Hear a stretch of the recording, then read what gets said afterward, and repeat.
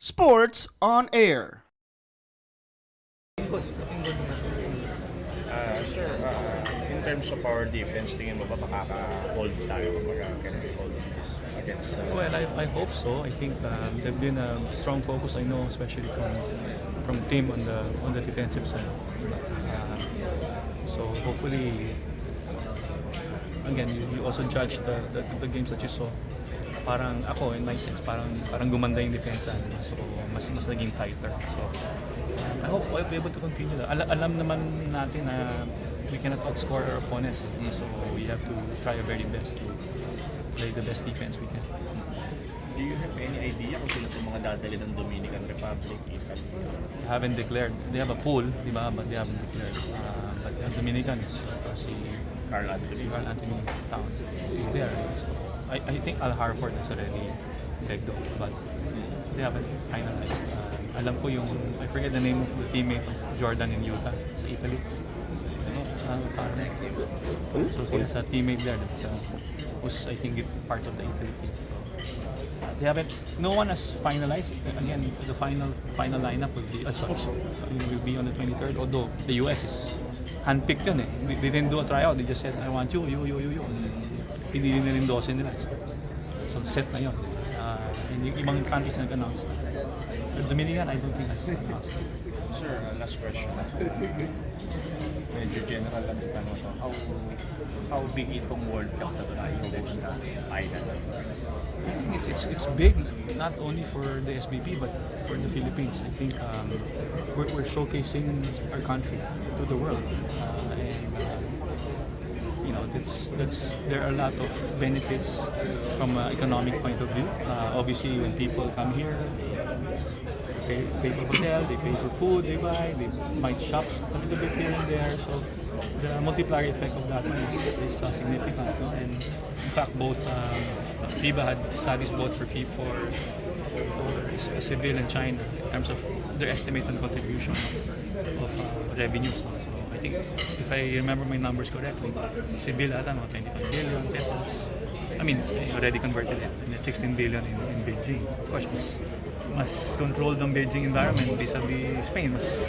Mas nakakalarga ang mga tao. So I guess they are able to do more things. So hopefully in the Philippines, you know, they watch the games for sure, but also see the country. Maybe Manila, but some of them might even stay to go to the islands. I mean, those are the, and you know, hindi ko na ma-quantify yun at the end, no? But I think it's such an honor for us to host this, so that's why really asking everybody's support to make it a memorable one for everyone. And you know, I don't know kung kailan natin ma-host ulit ng World Cup.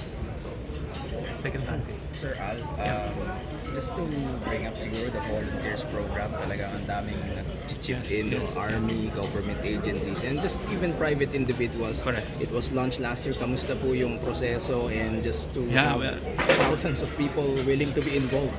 I said earlier nga, we had 13,000 applicants. Of course, we cannot accept all. We had, as of last Friday, I was told we had about 1,017 that we are working with. We've given them some orientation. DOT also, the tourism, I think also here, held Yes. here had a session. You were here? Yesterday, yes po. So they sort of taught them how to handle and all of that. So it's also, you know, big help from DOT because they know it's helping the tourism of the country, and we have to show our best foot forward. That's why we had to choose we went through a very hindi naman stringent but a process to choose the volunteers, sift out the 13,000, dami, no? At least, you know, we were able to get a little over 1,000. Sir Al, not to get ahead of ourselves, I know the focus is here, pero in the future, given the recent strides din of our Gilas women, is it possible we host something, siguro not World Cup, maybe just Yes, Asia yes. level man lang, Yeah, no, I to think- begin with? Talking to Coach Pat, I think we want to continue strengthening the program for sure. We'll look at opportunities of hosting. Ang FIBA naman, pag parati nagtatanong sa atin kung gusto niya bang i-host to. So I think that will continue. Yes, very good strides with the women's program also. I'm very proud of that also. And you know, hopefully we can achieve the same popularity as the Filipinas of football, di ba?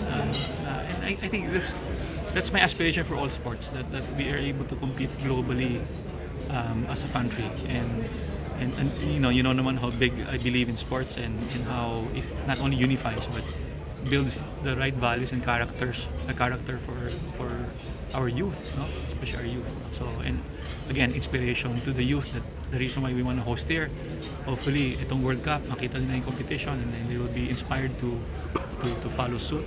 Kung may women's then, the women's naman also will have the opportunity to attract the youth also to play women's basketball. Sir Ali mentioned already as well about Al Horford, and as I think Nico has been cut as well. Then Giannis has been as big of the race. So just do you have some concerns that it might affect the gate attendance for the games of Greece, USA, and Italy? Kasi nga they're not much big names in Team USA, and Giannis begged off, then Al Horford begged off. So the fans are just looking for them sa laro. Well, it's because it's very NBA focused, no? But I think, as I said earlier, the USA team looks very formidable. Hindi siya yung mga Steph Curry, LeBron James, but it's a formidable team. Sa iba naman, if you've been watching Spain, I actually don't know some players there, Aldana, and suddenly when you see them, wow, impressive players, diba? So all the teams that are coming here are world-class quality players. So of course we wanted Giannis sana, but we understand why he can't make it. But I think Greece can still be very competitive. So it's still a chance for us to really see what world-class basketball is all about. And benchmark, you can see the reason why we've been pushing to compete internationally, and that's true again for all sports, is we want to benchmark ourselves against the rest of the world so that we know ano bang kailangan natin, anong kulang natin, how can we be better, how can we compete even better abroad. Without that, kung tayo lang, magaling na tayo, di ba? And then but when you compare pala ourselves outside, malayo pa tayo. So I think that's a good gauge for us to see what needs to be done and how the program is going. Sir Al, you mentioned earlier na a lot of you're rallying everybody to support Gilas, especially the opening day. How important is it na lahat, even the athletes, Chairman Dicky is also looking into getting tickets then for the PSC staff, and I think yung the MVPSF is also looking to give priority then to the athletes, then to our national athletes, especially Filipinas and our weightlifting team. How grateful is it na among the Filipinos na manonood din, mga kapo-atleta din yung manonood sa kanila for this monumentous event? No, malaking bagay yun. I think it's athletes supporting each athlete. Kasi they know the journeys they take. They know the challenges that they face. They know the level of competition that they need to compete in. So may mga common experiences sila, no? So they know that if they play also, like I think if they play also, they want others to be supporting them, especially when it's Asian Games or Olympics or SEA Games, diba? Nakikita mo yung ibang sports, nanonood sa ibang sports, and I think that's the camaraderie that is formed, that bind that is formed among the athletes. The Philippines team wanted to visit Gilas. They went, I think Saturday night. I wasn't there, but because they were equally inspired with each other, right? The Filipinas team inspired by the Gilas. Gilas inspired by what they did. Sabi ko nga kay Chot, niloloko ko. Nakita mo ba yung Filipinas, pag Bayang Magiliw, lahat kumakanta ng Bayang Magiliw. Dapat yung Gilas natin, lahat kumakanta rin ng Bayang Magiliw. So turuan natin mag-Bayang Magiliw lahat. But it's really amazing experience for these athletes. Thank you. Thank you.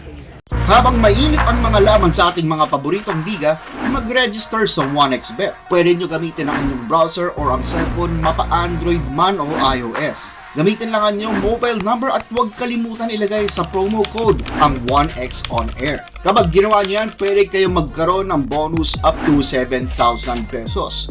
Pwede nyo gamitin ang GCash account nyo para makapag-deposit or mag-cash out. Simple lang, di ba? Kaya mag-register na sa 1xBet. Thank you for watching. Click the subscribe button and ring the bell to be notified with our latest videos.